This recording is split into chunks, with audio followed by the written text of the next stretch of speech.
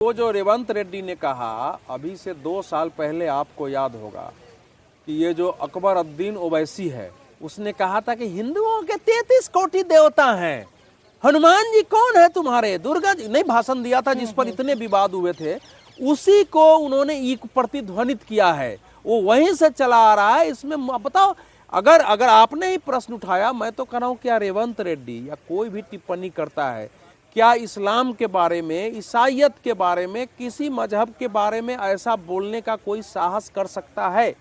हालांकि उनको पता ही नहीं है कि 33 कोटि देवताओं का क्या अर्थ है। क्या साहस कर सकता है केवल मुस्लिम वोट के लिए? क्योंकि बिहार से जो तेलंगाना से एक ट्रेंड शुरू हुआ था कि मुस्लिम वोट राष्ट्रीय स्तर पर भाजपा के विरुद्ध कांग्रेस को मिलना शुरू हुआ था। अब वो बिहार से वो चेंज आया है कि जहां मुसलमानों को दूसरा कोई विकल्प मिल रहा है, अगर वैसे मिल रहे हैं, उनको वोट दे रहा है, तो फिर से उसको वापस आने के लिए इस सीमा तक गिरना, ये भयानक है। राजनाथ सिंह की जो बात है उसमें धर्म कहीं नहीं है, वो तो एक पॉलिटिकल आइडियोलॉजी की बात कर रहे हैं कि वहां से वो आइडियोलॉजी चली है। और मैंने इसलिए ये बोला ना, मैं वहां ये कॉन्टेक्स्ट क्यों लेकर आई, भारत में नहीं, सनातन को डेंगू, सुनो, सनातन को डेंगू, सनातन को वायरस करना, कोई भी आदमी, पूरा जो तमिलनाडु की पॉलिटिक्स होते हुए अब आंध्र तक वो आ गई है, और एक भी देश के विपक्ष के नेता ने, जो इस समय लेबर लॉ के लिए आवाज उठा रहे हैं, किसी भी विपक्ष के नेता ने खड़ा होकर इसका विरोध नहीं किया। अगर यही कोई दूसरे मजहब पर बोला गया होता तो इस पार्लियामेंट में आज क्या दृश्य होता, जरा उसकी कल्पना करिए। इसी से पता चल रहा है कि ये चुनाव में कैसे पराजित हो रहे हैं। लेकिन अब समाज अवधेश, एक उदाहरण और रखती हूँ, फिर अगली खबर की तरफ जाती हूँ। राहुल गांधी ने जब संसद में एक दफा बोला था, आपको ध्यान है, शिव की फोटो लेकर आए थे, क्या आज वो एक तस्वीर और लेकर खड़े होंगे और खुद अपने ही मुख्यमंत्री रेवंत रेड्डी के खिलाफ बोलेंगे? उसी तस्वीर को याद करके बोलते, उम्मीद कर सकते हैं हम कि प्रियंका गांधी बोलेंगी? क्या हम उम्मीद कर सकते हैं कि सोनिया गांधी बोलेंगे? बहरहाल बड़ी खबर आ रही है झारखंड से। झारखंड में भी बड़ी राजनीतिक उठापटक हो रही है, ऐसे कुछ सुगबुगाहट वहां से आ रही है। बड़ी खबर आपको दे दें, क्या झारखंड के सीएम हेमंत सोरेन पाला बदलने वाले हैं, इसकी अटकलें अचानक से तेज हो गई हैं। जेएमएम प्रमुख हेमंत सोरेन अपनी पत्नी कल्पना सोरेन के साथ दिल्ली दौरे पर हैं। इसे लेकर झारखंड में सियासत तेज है। बड़ी खबर यह है, अटकल यह है कि हेमंत सोरेन एनडीए का हिस्सा बन सकते हैं, ऐसी संभावना बनती दिखाई दे रही है। अब सूत्रों के हवाले से दावा किया जा रहा है कि मुख्यमंत्री हेमंत सोरेन और विधायक कल्पना सोरेन की बीजेपी के एक बड़े नेता से दिल्ली में मुलाकात हुई। 28 नवंबर को राज्य स्थापना दिवस समारोह के बाद सीएम सोरेन के दिल्ली जाने और अभी तक झारखंड वापसी न होने के बाद झारखंड के सियासी गलियारे में तमाम तरह की चर्चाएं शुरू हो गई हैं। झारखंड में अब अभी जेएमएम और कांग्रेस और आरजेडी लेफ्ट गठबंधन की सरकार है। इसके पास झारखंड की 81 सीटों में से 56 सीटें हैं और जेएमएम के पास, चूंकि वो सबसे बड़ी पार्टी है, 34 सीटें हैं। कांग्रेस के पास 16 है, आरजेडी के पास 4, लेफ्ट के पास अभी 2 सीटें हैं। इनके अलावा अगर विपक्षी पार्टियों की बात करें तो बीजेपी के पास 21 सीट, लोजपा, आजसू और जेडीयू के पास 1-1 सीट है। इस समीकरण के हिसाब से महागठबंधन के पास कुल 56 सीटें हैं और एनडीए के पास कुल 24 सीटें हैं। तो आप ये देखें, अगर ये इक्वेशन ऐसा है कि 34 प्लस 21 बीजेपी की सीट हो जाए तो एकदम तस्वीर बदल सकती है। और कुछ खबर भी उसी तरीके की आ रही है।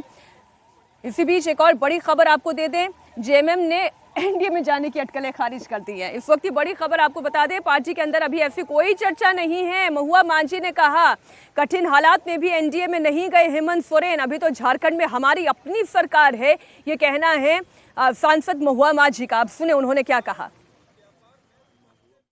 देखिए, अफवाहें बहुत तरह की होती हैं, लेकिन पार्टी लेवल पर इस पर कोई बात अभी नहीं हुई है और मुझे भी इस पर संशय लगता है, इसलिए कि जिस समय बहुत कठिन परिस्थितियां थी, ईडी सीबीआई का डर दिखाया जा रहा था, बिना किसी दोष के माननीय मुख्यमंत्री जी को रिज़ाइन करना पड़ा था हमारे, और वो 5 महीने तक जेल में रहने के बाद सुप्रीम कोर्ट ने कहा कि ईडी के पास कोई सबूत नहीं है उनके खिलाफ।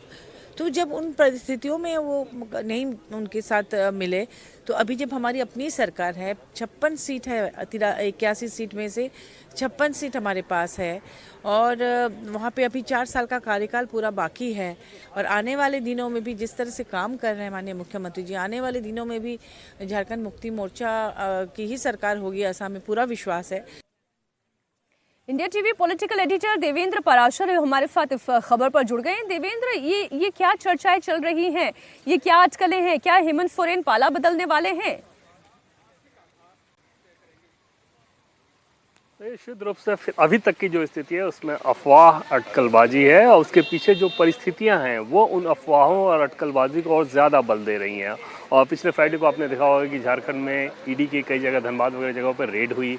सैटरडे को मुख्यमंत्री हेमंत सोरेन अपनी पत्नी कल्पना सोरेन और सिर्फ 2 सहयोगियों के साथ एक चार्टर्ड ट्रेन से दिल्ली आते हैं और दिल्ली आने के बाद आज भी वो, अभी हम लोग जब बात कर रहे हैं तो आज भी वो दिल्ली में है। तो पहली परिस्थिति तो ये हुई। और दूसरी परिस्थिति ये है कि पिछले 4 महीनों में अगर झारखंड की स्थिति को आप देखें तो ग्रामीण क्षेत्र में, ग्रामीण सड़क में 1 किलोमीटर भी सड़क नहीं बनी है। जो जल पेय योजना वाली स्थिति है वो बुरी तरह से खराब है। मैया सम्मान योजना में जो धनराशि दी गई उसका रिपरकशन ये हो रहा है कि जो पेंशन के लिए धनराशि दी जाती थी वो ठीक नहीं है। मतलब ये कि वित्तीय स्थिति बहुत चरमराई हुई है। तो ऐसे में उनको केंद्र सरकार के सपोर्ट की भी ज़रूरत है। तो इन परिस्थितियों में जब हेमंत सोरेन 4 दिन दिल्ली रहते हैं तो समझा जा सकता है कि इस पर बहुत ज़्यादा अटकलबाजी हुई। लेकिन इसका एक दूसरा पक्ष भी है, न सिर्फ जेएमएम के लिए बल्कि बीजेपी के लिए भी ये बहुत मुश्किल होगा कि कैसे उस हेमंत सोरेन को, जिसको लेके लगातार वो दागी भ्रष्ट, करप्ट, ये सब चीज़ें कहते रहे हैं, उनके साथ अपने आप को जोड़ लें। उसका रास्ता है कि ये सुझाया जाता है कि हो सकता है कि उनकी पत्नी को मुख्यमंत्री बना दिया जाए तो ये काम आसान हो। लेकिन तब भी ये काम इतना आसान इस लिहाज से नहीं होगा कि अगर वोट बैंक के हिसाब से देखें तो बीजेपी का जो अपना वोट बैंक है, जैसे वहाँ के जो फॉरवर्ड वोटर्स हैं वो एग्रेसिवली बीजेपी के पक्ष में वोट करते हैं, जो कुर्मी वोटर हैं वो एनडीए के लिए वोट करते हैं। तो जैसे ही हेमंत सोरेन के साथ आप गठबंधन करेंगे उनके छिटकने का खतरा रहेगा, वहाँ पे ऑप्शन कांग्रेस पार्टी रहेगी। दूसरी चीज़ की स्टेट यूनिट के जितने बड़े नेता हैं, मीनाक्षी, चाहे बाबूलाल मरांडी की बात कर ले, अर्जुन मुंडा की बात कर ले, रघुवर दास की बात कर ले, वो इस आइडिया के सख्त खिलाफ रहेंगे क्योंकि हेमंत सोरेन के जाने का मतलब है कि ट्राइबल लीडरशिप आपने सीधे सीधे स्वीकार लिया। तो इन सारी परिस्थितियों के बीच में ये अटकलबाजी चल रही है। देखना होगा कि आगे डेवलपमेंट कैसा होता है। मीनाक्षी।